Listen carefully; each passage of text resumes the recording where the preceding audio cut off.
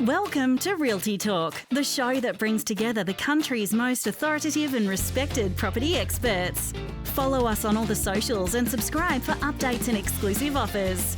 Realty Talk is powered by realty.com.au, connecting buyers, sellers and agents differently. Welcome to the Realty Talk Show, your Property Hub's trusted voice for property investment insights, inspiration and stories from Australia's top property experts, leaders and analysts. I'm Bushy Martin from Know How Property Finance, and we've got some great insights to share with you again this week. To kick things off, Rasti Viabhav from Get Ready Buyers Agents unpacks what the federal budget means for property and investors and what more needs to be done. Nicole Davidson from Growth and Success then joins us to inspire you to achieve your version of happiness by succeeding on your own terms.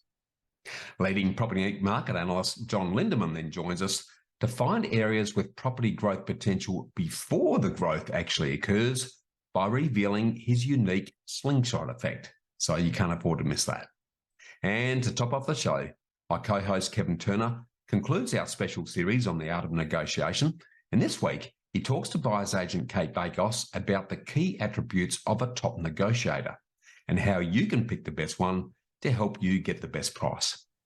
And before we get underway, make sure you hit the subscribe button now wherever you're listening to or watching the show to ensure that we continue to attract the industry's best of the best so you can enjoy cutting-edge property information. And if you'd like a free copy of my award-winning book, Get Invested, make sure you also sign up on the realty.com.au homepage. We've got some great gold to share, so let's get underway. Successful property investment is a game of finance. Do you have the right team and the right game plan? Realty Talk is brought to you by Know How Property. More than mortgage brokers, Bushy Martin and his team of investment architects set you up with a sustainable strategy structured to lower your costs, tax, risk and stress while increasing your capacity for growth. Know How has helped over 1,900 homeowners and investors secure more than $800 million in property wealth. So get set to live more, work less, and live your legacy. Want to know how to invest in your freedom? Visit knowhowproperty.com.au. Now, when it comes to property investment, it seems like everyone's trying to find the next hotspot, like digging to discover gold nuggets before the rush starts. The sad reality is that by the time everyone is generally calling a location a hotspot, it's already too late and the area is likely to be shifting into the not spot zone. So how can you tap into tips and tricks that will help you to find areas with growth potential before the growth actually occurs? Well, this is where today's guest, John Lindeman, comes to your rescue. As a long-term proven performer, as a highly respected property market analyst, John and his innovative property market research team at Property Power Partners has uncovered a way for you to easily find areas that have growth potential even while prices are falling, which he calls the slingshot effect. And he's going to unpack it for you now. So welcome back to the show, John. Hi, Bushy, and hello, everyone. It's great to be here again. Awesome. Now, you've got us all intrigued with the slingshot effect. So can you tell us what it is? What is the slingshot effect? Well, it's, and I've got a slingshot here to show you exactly what a slingshot is in case you didn't know. But have you ever noticed that when you fire a slingshot, you've got, and I'm sorry if I'm bumping the mic there, but you've got to pull the payload down in order to shoot it up. And this is exactly how the housing market works sometimes, not all the time, but right now is one of those times. And it's when demand suddenly starts to increase, buyer demand, and people race in and start buying properties. And what happens is that it's all the low-hanging fruit, the bargain price properties that get sold first. You know, people have been waiting for years maybe to sell a property, and suddenly the buyers come along, they're happy to get rid of them. So what happens is that prices actually go down, just like with the slingshot, and it's because all those lower price properties get sold first. And that it's a function of what we know as the median price. And what that means is the median price is the middle point of all sales. So when the property data people collect the sales, they pick the middle one in price. That's the median. So if more lower price properties suddenly get sold, the median actually falls. And so it's like the payload getting pulled down in the slingshot, but it's only while those bargains are there. And then, of course, prices start shooting up. So I guess for looking from the outside in, if we're seeing the median price dropping down over a period of time, but we're seeing the number of sales and the sales activity increasing, that's the sort of indicator that we're keeping an eye on? That's exactly what it is. And you can do that at a suburb level, or you can do it at the whole of Australia level. For example, in 2020, interest rates, fell rapidly and then they reached record lows, but housing prices didn't actually start to go up until 2021. And the reason for that was there was all this excess stock which was being soaked up, and so prices just sat there. But when all those low-priced properties were gone, what happened?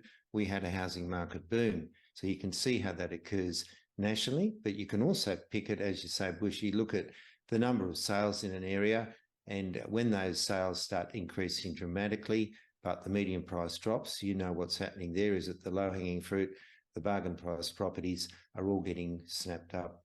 Yeah, I love it. So you've given us a really good indication then on when the slingshot effect occurs. So I'd love to get your thoughts on where the slingshot effect is occurring right now, if you can, please, John. It's about to occur, I think, in a lot of areas around Australia as confidence returns to the market. So, that's one of the reasons that we're doing this topic now, is because it's the right time to use this strategy. It wouldn't be right, in the middle of a boom, for example, but it's great now. And to give you an example of one suburb where I've picked this up, and that is Rockley, which is an inner Brisbane suburb. It's about 10 k's from the CBD. It's where the Brisbane markets are, so most people in Brisbane would know Rockley. Yeah. Now, what I noticed there was that since October, the median house price in Rockley has dropped by $100,000. It's only $450,000. Can you believe that? It's unbelievable. Yet the number of sales has doubled since last October, from 30 to 60. And then how do you know this is the slingshot effect? Well, the number of listings has also dropped dramatically.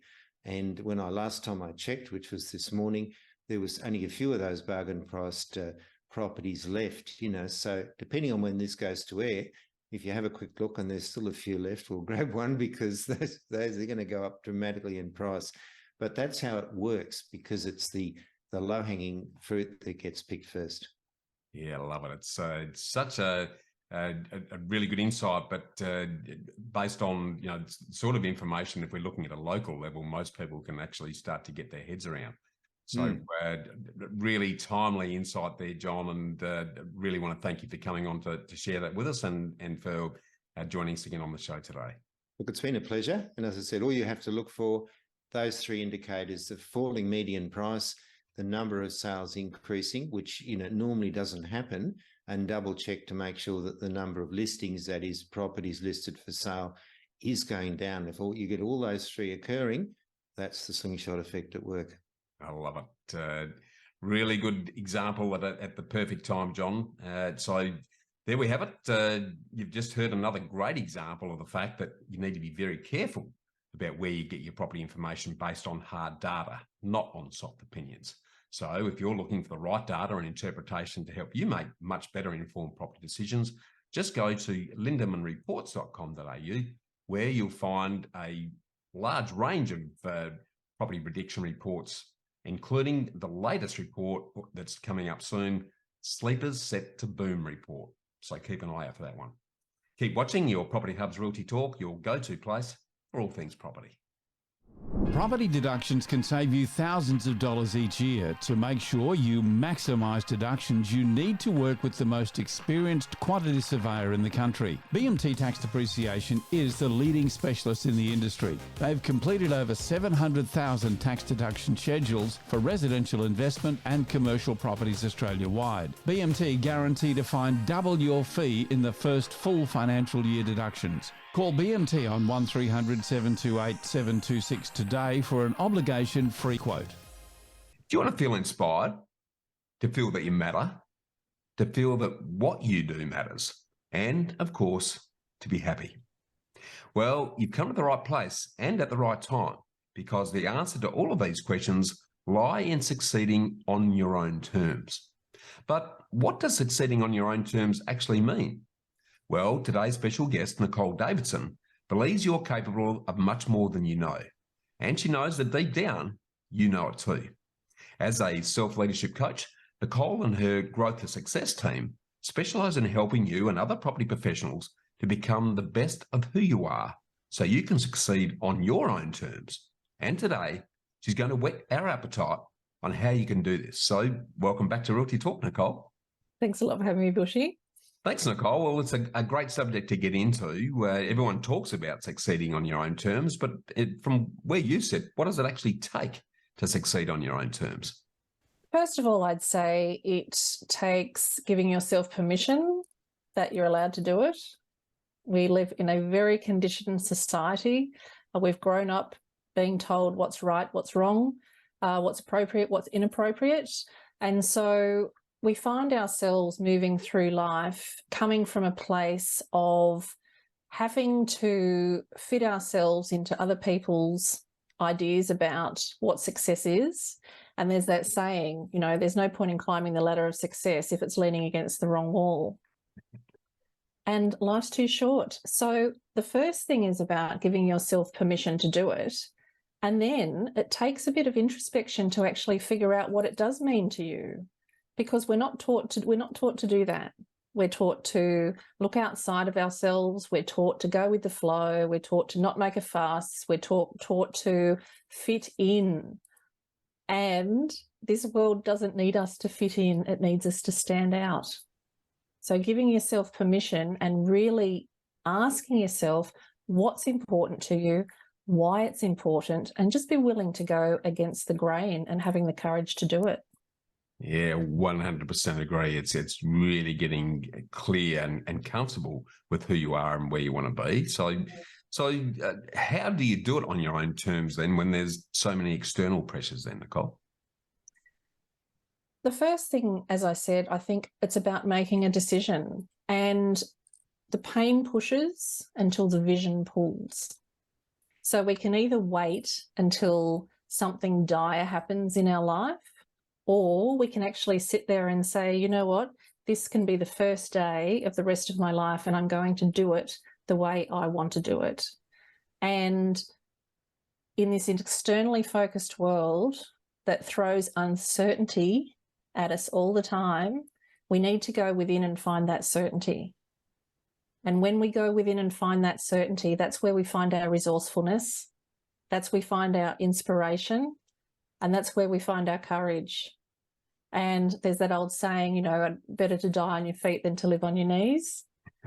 I totally think that's about what succeeding on your own terms is doing. Yeah, it's really well said. I've often said if you're really clear on where you're heading and how you want to live, that becomes both a magnet and a compass. Because Yes. Magnetic in terms of you'll do whatever it takes to make that happen. Okay. And a compass in the context that then every decision you're making day to day is about, is it taking me closer to where I want to be or further away? So taking the time to do that introspective look and have a look between the ears rather than externally is something that very few of us do, unfortunately, Nicole. But like you, I can encourage everyone to actually take some time and do that. So let's look at the flip side then. What's the cost of not doing it on your own terms? I think that's evident in our world. We've got ridiculous cases of depression, anxiety, overwhelm, frustration. It's laid bare.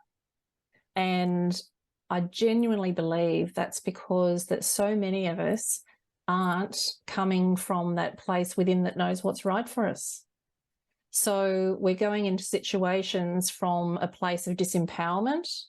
We're going into situations from a place of lack and scarcity. So why wouldn't we be anxious and why wouldn't we be depressed when we feel like there's no hope? And so the thing is about focusing on what we can control. Yes, extremely well said, and eliminating the old should.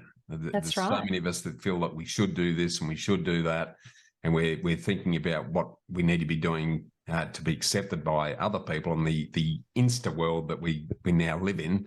The show world. Mm. Yeah, exactly right. So, well, sort of drilling into that a little bit then, how do you know when you are doing it right? You feel alive. And that's basically the baseline.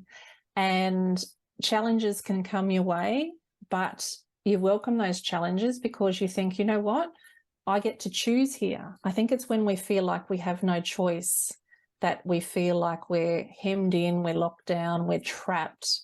And so, you know, when you're doing it right, when you feel alive, when you might not necessarily be able to see the future, but you know that there's something there. So I think you rely a lot more on your intuition and you tap into that a lot more.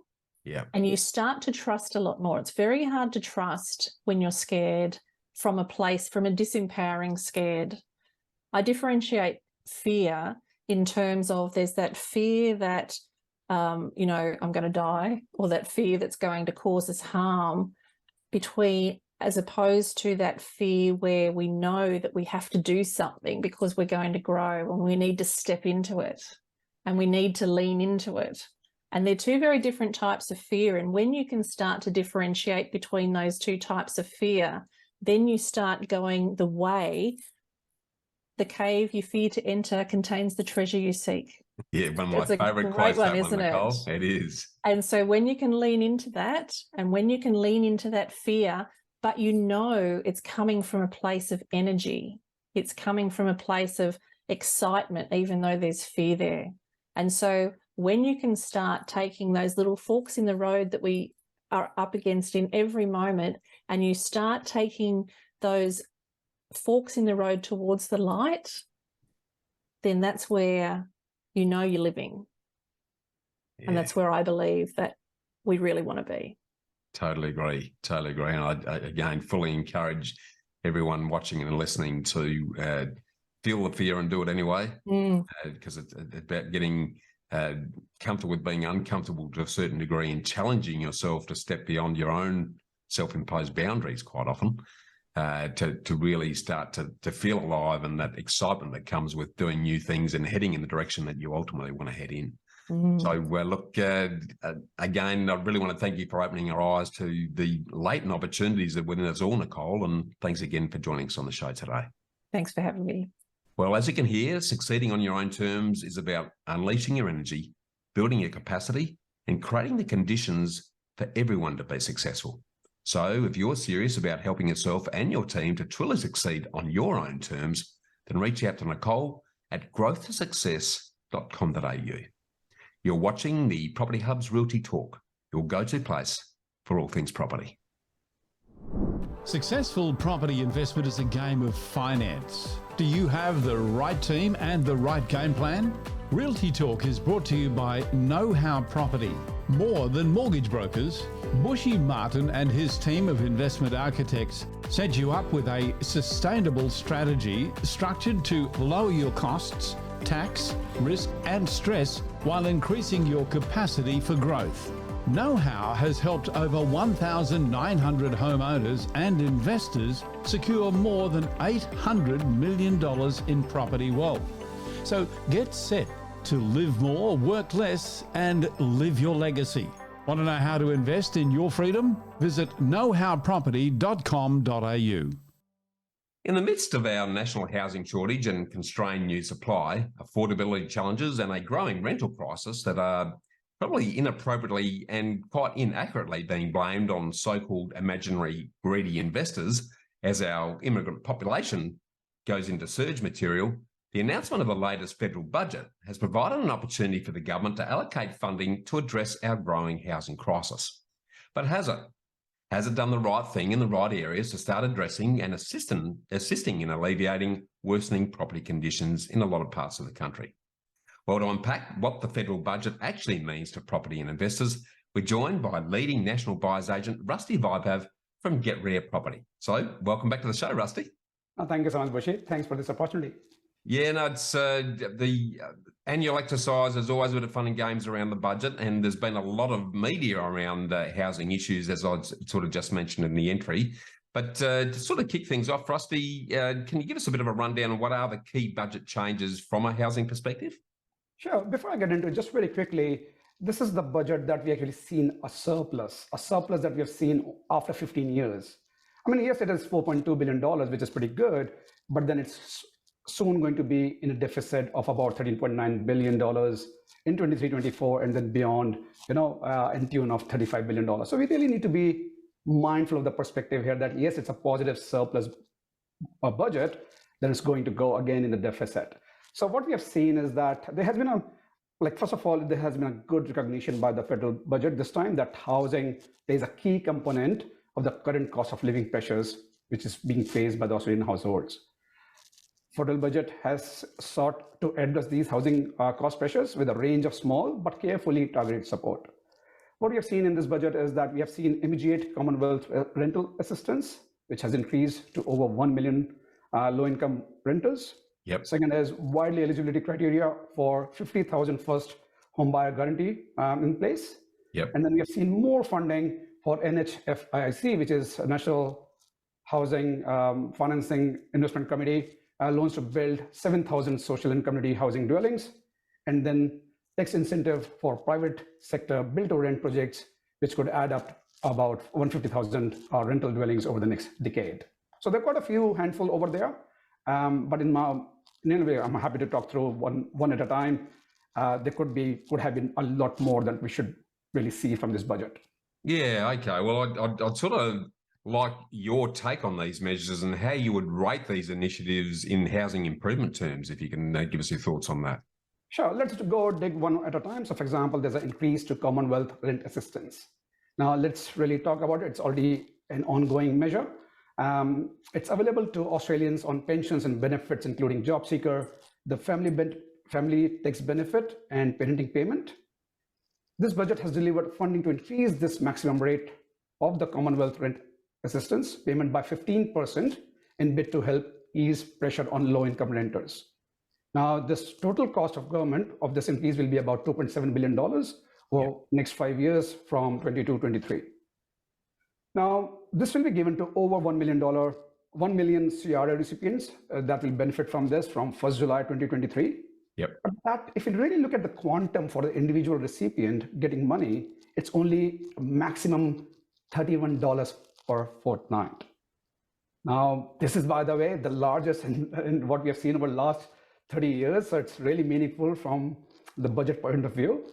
But $31 per fortnight, when we have really seen the rents have gone too far ahead, it's long fallen behind soaring rental prices, what we have seen. Well, I heard a figure, Rusty, quoted just recently through a research house that the median and average rental increase over the last 12 months has been about $113 a fortnight. So if we're throwing $31 at 113, there's a pretty big gap. Exactly right. Exactly right. So it really looks meaningful that it has been 15% increase, but for someone who's receiving it, it's peanuts. Yeah. So again, this is certainly something in the right direction, but it's only just touching the edges of it, of the issue that we're having. Yeah. We have seen the expansion of the first home buyer guarantee. Now, the conditions are challenging for first-time buyers, for whom the most significant hurdle for the home ownership is the deposit burden. Now, it's already been going there.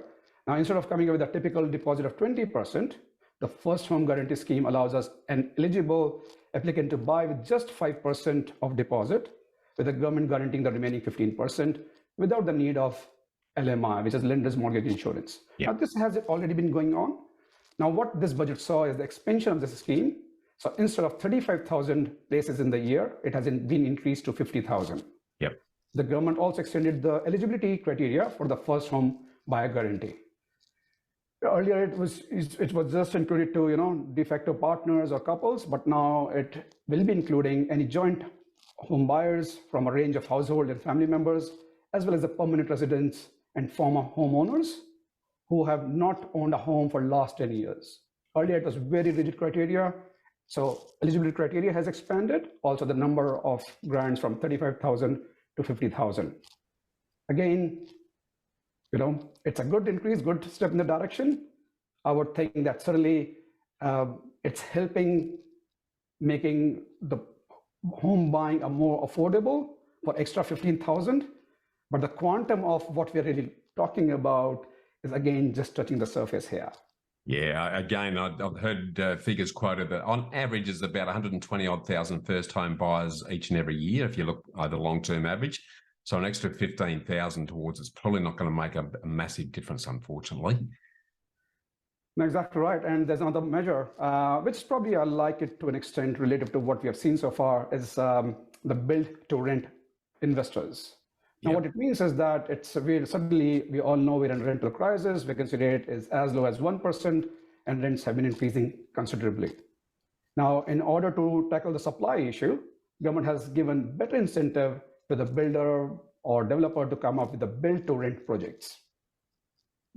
What they have done is they have just encouraged, in a way, from the taxation point of view or the way the accounting has been done, what they've done is like instead of typical 2.5% depreciation rate, they've increased it to 4% per year for eligible new build to rent projects. So basically it makes it easy for any developer to think about their rate of return, because now the depreciation is, instead of typical 40 years, it's happening over 25 years. As in like from 2.5% to 4.4% depreciation schedule rate. And what they also have done is like they've reduced the withholding tax rate from 30% to 15% for the eligible fund payments from managed investment trusts to foreign residents on income from newly constructed residential build to rent properties. So effectively, what they're saying is that they are encouraging even foreign investors to come and build this company and, and go for the withholding. Like, again, it makes it easy for them to invest in a project like that. So this is certainly great. These tax concessions will apply to build to rent projects consisting of 50 or more apartments or dwellings made available for rent to the general public. So the beneficiary is the general public who's who's struggling to find the right property. Again, it really is a question of supply and demand. When there's a huge demand building up, if you can tackle the supply side, things probably will be all right according to Economics 101.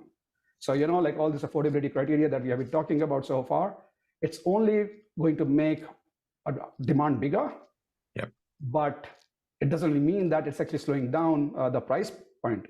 If there's more demand building up, the price will go up again, and that will actually, again, catapult the whole issue of affordability. Exactly right. And what we really like is, sorry, go on. No, go on, Rusty. Now, all I was saying is that the more we tackle the whole housing issue from the supply side, that's more sustainable, that's more, that is more of a solution the way we look at it, because we are not here to just solve the problem for the short term. We are kind of actually aggravating by doing and, making it easy for someone to rent or build. I mean, build is good, by the way, sorry. Rent or, making it easy for them to buy the property. Again, with a 5% deposit, yes, there's a guarantee of 15%. The demand will build up, price will go further. And then the price that the family was looking at might actually go up eventually over the period of time. Yeah, it's sort of by taking a reactive approach like this and only doing a little bit, what they're actually doing, as you say, is upping the demand without sorting out the supply side. So it's actually putting more pressure on potentially on rents and housing prices. So it's a little bit counterproductive in that context. What could the budget have focused more on, do you think, in the context of what we've been talking about? Yeah, but if you don't mind, there's one more thing that actually government did, which was more of a social community housing that the government came up with. Is it okay if I touch base on that very quickly as well? Yeah, sure. Yeah, so government actually also announced an extra $2 billion to lower the cost of construction of social and affordable dwellings, which was pretty good. People who can't afford homes, what they said is instead of, with the budget that they had as NHFIC, they had an initial budget of 5.5 billion. They've changed it to 7.5. Now that's $2 billion over the next 5 years.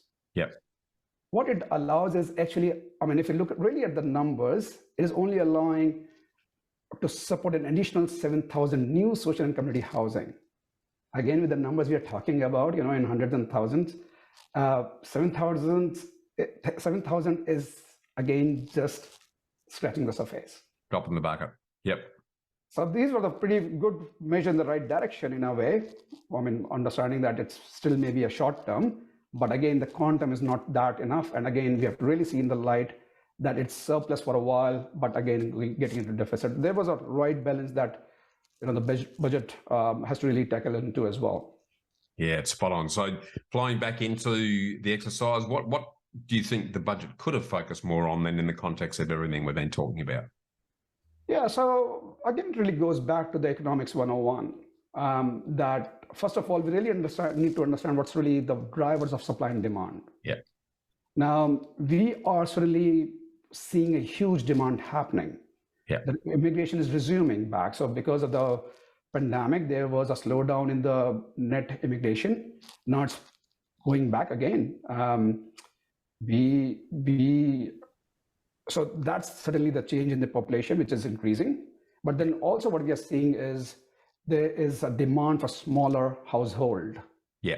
And what it means is that even if we keep the population consistent, there's still a huge need of the household, because earlier, for example, we were like the last time that we saw the average was about 2.6 members per household. But now people are going more nuclear. They are having their own holiday home. People are realizing that it's a work from home culture, or rather have a remote home as well for me to holiday from the beach side. So there's a need for the same population to have multiple dwellings for themselves. So what we are saying is the average household count per family or the per dwelling is actually decreasing. Even if it's a 10% decrease, it actually means 10% increase in the demand. Spot on. So that is happening on one side. Yep. But then if you look at the supply pressure, which is a huge one here, we have limited availability of land. Yes, Australia is a huge country, as you and I know, but developable land as released by the government that, yes, we can go and do some projects here, or even the propensity of an Australian to live close to the heart of their workplace or to the community. It's only a handful of cities that we really want to live in. Yep. So it's not really so much so about the land supply, but it's more of a developable land where people like to live in.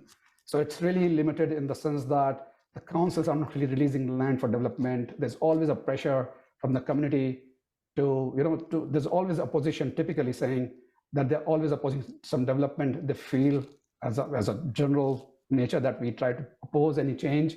Yep. So that's really happening. But then the construction costs are going up. Significantly. Yeah, about 40% is numbers I've heard, about 40% increases in building costs over the last 12 months or more. Yeah, so it's actually coming down a bit. Like, yes, at the peak, it was about 40%, like if you look at the cost of timber and whatnot. But now it's more of a challenge in the supply chain as well. So it is probably coming to, I guess, it's coming back to normal, but it's still a long way to go. But then the labor cost is also going up. Yeah. Yes, we have huge immigrants coming in this country, but the kind of regulations that we have, it's not really like anyone can just go and become a bricklayer. So we really need to have a focus a lot more on the education side of things, having that productivity around it, that the supply can build up on the sidelines as well. Yeah. So yes, on one side, we are talking about population increase, and here we are talking about labor shortage. So things around productivity, things around education around it, the job front as well. Like, we are a pretty lucky country that we have unemployment rate of about 3.5%. Yes, it will come down to come up to maybe 4.2, 4.3, even 4.5, which is still very good number, very, very good number. Yeah. So the challenge is that, okay, how do we tackle this thing? Like, we are still, I guess our employment rate is very good, but then how do we manage this construction cost? And what we really see is that cost is more around the inefficiencies around the, I guess, red tape, or call it as a taxes on the whole building side of things, or even just the stamp duty for that example. There are quite a few taxations that are going in, which is making the supply side very limited.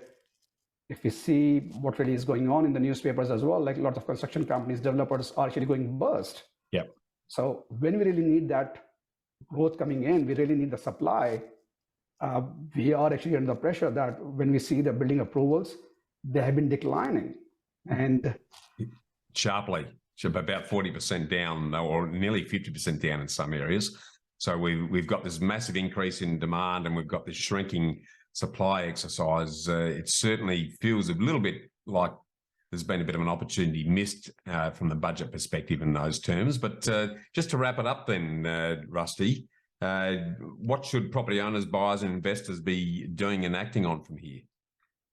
Yeah, so understanding that the supply and demand, we are in the shortage of properties. The people who are looking to move in the properties, they are happy to pay more rent. Then we also see that the inflation is actually towards the higher end, and it will certainly come down, ease it eventually. So first of all, we should be thinking about property investing as a long-term investment. It should never be considered as if like what's really happening the last quarter, this quarter, or next year. It should be more around, okay, are we good to hold this property for next 10, 15, 20 years? Yeah. So when we see from that perspective, from that lens of long-term investment, the long-term trends should be studied. Yeah. And what we are seeing is this supply issue is not going to go away very quickly. The demand will continue to go from here. Even the report itself in the budget is we are talking about there's a deficit of 106,000 homes by 2027. Yeah. Now, sometimes it's not really about the quantum, it's about the marginal shortage and the marginal supply. Yeah. And that tells me that it's going to be consistently shortage. That means there are more people fighting for the same property. Yeah. Now, what it means is that when you're buying for the long term, yes, the inflation has gone up. Yes, we had a very good, 11 hikes recently. But again, that's very nominal when it comes to the average for the long term, which is not too far from where we are. But if you look at the trend, maybe for the next 6 months, the inflation pressure might ease out, or at least the interest rate might not go further up. So it means we are pretty close to the plateau, and it becomes easy eventually for people to hold, especially when the rents are rising. Yeah. So the holding costs are low, and we are buying for the long term for the capital growth. Yeah. It suddenly makes sense for the savvy investors to reconsider what's really going on, look from the lens of the long-term perspective. And where I see, it's not every property is the same, as a proposition. And that's where one should be doing due diligence on the same factors, because it's not one homogeneous market, it's a heterogeneous market. If we can go by and look at the dynamics of supply and demand of a particular neighborhood and then study it and then make a call, you and I know that huge number of people have made money through property investing, irrespective of what is the flavor, what is the sentiment. Yeah. I would actually, on the way further, make a point that when sentiment is low, it actually means it's a buyer's market. Absolutely. And that's where we should be taking benefit of low competition among the buyers. And whenever there's a good opportunity in the good area, we should go and reconsider our numbers. But again, we have to be very mindful of the risks we are taking, because the challenge that sometimes people have is that they over leverage without really thinking about their what if scenarios, or what if this might happen, what happens to their life, or their income stream. So as long as we are aware of the risk we are taking, it's certainly worth considering opportunity to take benefit of this supply demand inequality that we are seeing today. Totally agree. And I think the other points that you and I have spoken about before that are key in this, when you're taking that long-term view, is focus on quality over low price. Make sure you're investing in your education, and of course, making sure you surround yourself with an A team of independent professionals who can cover each and every element of the exercise. So, mate, really appreciate you coming back on the show today to really unpack the budget for us and what it means. And thanks for your very timely interpretation of that. And thanks for joining us on the show today. My pleasure. Thank you so much. Thank you, Rusty. Well, as you've just heard, while the latest budget measures are a small step in the right direction, on large part, they appear to be token measures that are playing with the edges of the symptoms rather than really addressing the central housing supply side issue, which is actually the cause. And this is at the heart of most of our property issues, and this has actually been brewing for decades. So the Teflon days of short-term reactive hands-off finger-pointing by all levels of government at imaginary private sector villains really needs to stop. And the public sector needs to step up, take responsibility, and address housing supply through long-term proactive policy and provision, rather than the blame game aimed at individual hard-working mum and dad investors who just aren't in a position to shoulder this tremendous burden. Stay with us for more here on your Property Hub's Realty Talk, your trusted voice for all things property.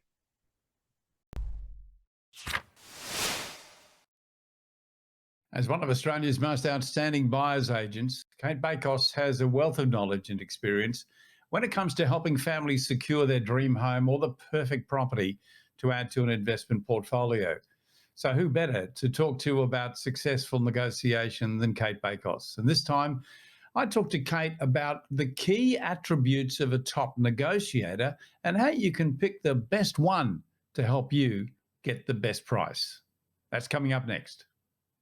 Property depreciation is the natural wear and tear of a building and its assets. Property investors can claim depreciation as a tax deduction each financial year. Depreciation is a non-cash deduction. This means you don't need to spend any money in order to claim it. On average, BMT tax depreciation fined residential investors almost $9,000 in first full financial year deductions. Call BMT on 1300 728 726 today for an obligation-free quote.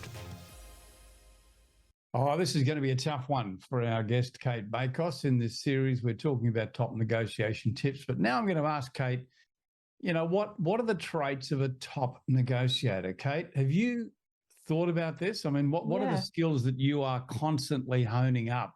And really, the reason I'm asking this is because someone who's looking at engaging a buyer's agent, they'll want to know they're getting a good one. So what should they be looking for? Wow, it is a good question. There's quite a few attributes. So let me talk about what I think is the most important one, and that's patience. You can't lose your nerve. You can't get angry. You've actually got to be considered and strategic the whole way through. Oh, so well, I'm out of it already. There's no room for being irrational. And you can't let it get personal either. So if I'm ever a little bit more feisty or a little bit firm with an agent during a negotiation, it's absolutely measured. It's not an emotional outburst. The next one is you need to be well equipped with information, and that is really your comparable sales analysis. You have to know your values, because if you want to get into an argument with an agent about defending your offer versus their asking price, you've got to be able to point to some data and be really compelling. I think the next one is understanding people. So we've talked about asking lots of questions. You have to ask questions, shut up, make sure you've got all of the information that you need to make a balanced decision. Another one is not being lazy. You absolutely have to be hardworking, because some negotiations will brew into the night and beyond midnight. And if you're not on, things can change, sentiment can change. I remember when I first started as a cadet years ago in a selling office, and my boss at the time, lovely guy, just said to me, always strike while the iron's hot. And that's because there's momentum there. If you put something on ice, or if you think, I'll come back to it tomorrow, people can change their mind, or, just get a little bit less excited about something. So you need to move quickly.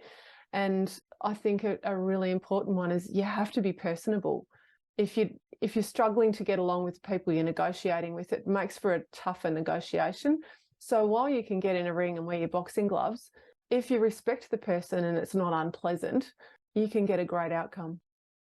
Talking about the third one, the third point you made there was talking about asking questions and showing interest, I think. And I think this goes a long way to building that relationship between you and the buyer's agent to start with. If the buyer's agent's not asking you questions about you, your lifestyle, your family, they're really only going to be ticking off, how many bedrooms you want, how many car parks you want, and so on. So all that stuff is meaningless unless you understand how those features are going to be used. Because quite often, Kate, I've had people come to me and say, I want a 3-bedroom house and 2 bathrooms, and they end up buying a unit, 2-bedroom unit with 1 bathroom.